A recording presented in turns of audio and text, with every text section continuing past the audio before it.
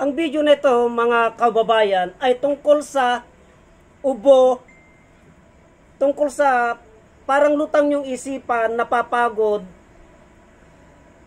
at tungkol sa parang mahina yung katawan. Kasi ganyan ang nangyari sa akin dahil pagod ako ngayon mga kababayan. Kaya naisipan kong magpalabas ng video na ganito dahil may ubo din po ako, may halak, dahil nakalanghap po ako ng mga hindi magagandang alikabok dyan sa labasan, at tinubo po ako, may halak po, may plema po ako, at parang lutang po yung aking isip sa pagod, may ng aking katawan.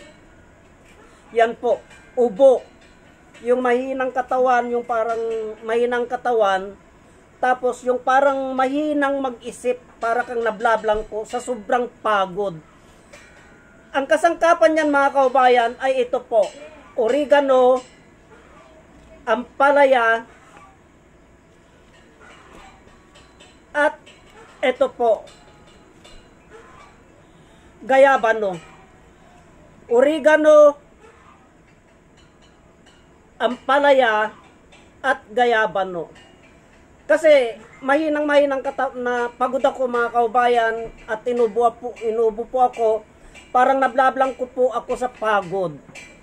Ngayon, sa pamamagitan nito ay makakabawi po ako ng lakas. Yung aking ubo. Kanina uminom na ako, kaya lang nakalimutan kong i-video. Kaya ibinidyo ko po ulit. Kaya naglaga po ako ulit mga kaubayan. Ito, kasalukuyan pong nakasalang ngayon yan. Yan, kasalukuyan nakasalang ngayon yan. Para ipakita ko sa inyo ang aktwal na paggamit nito. Ang dami ko nang ipinalabas na mga halamang gamot tungkol sa ubo, yung makakapit na ubo, yung talagang taunan na, yung kumulo na pala.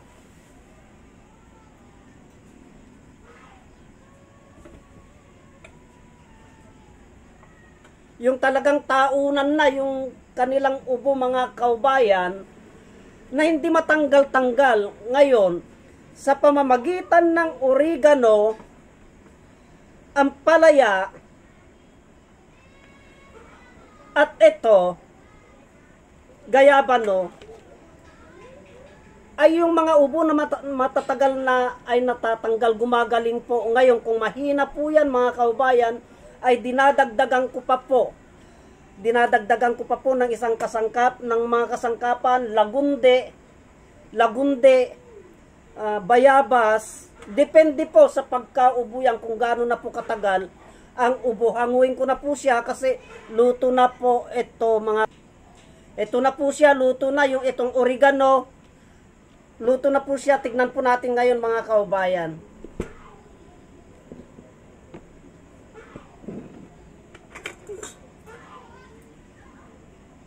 Ito na yung ampalaya. Ito na yung ampalaya.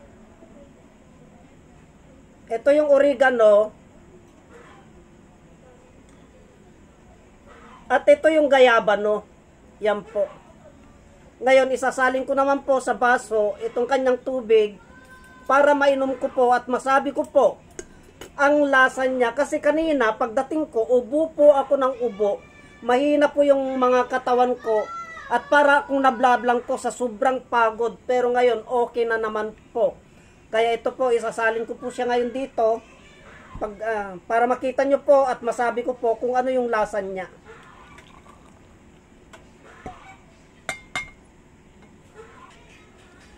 Ito na po siya mga kaubayan. Isasalin ko po dito sa baso para makita nyo po yung kanya. Hindi na siguro mabibitak ito.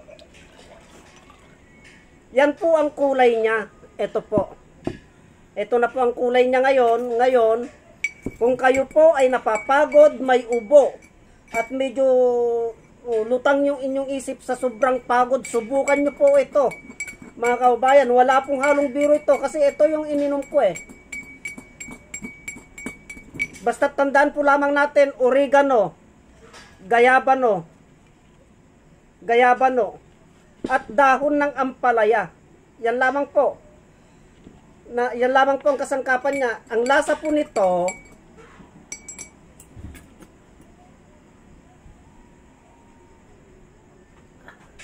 Mainit. Masarap po. O paghirap ka pong huminga, may ubo ka po. Sisiguraduhin ko po, pagpasok nito. Basta't yan ang timplada niya po. Pag mahina po ang inyong katawan, pag yung medyo nablablang ko yung inyong isip sa sobrang pagod, pag inom nyo po ng ganito,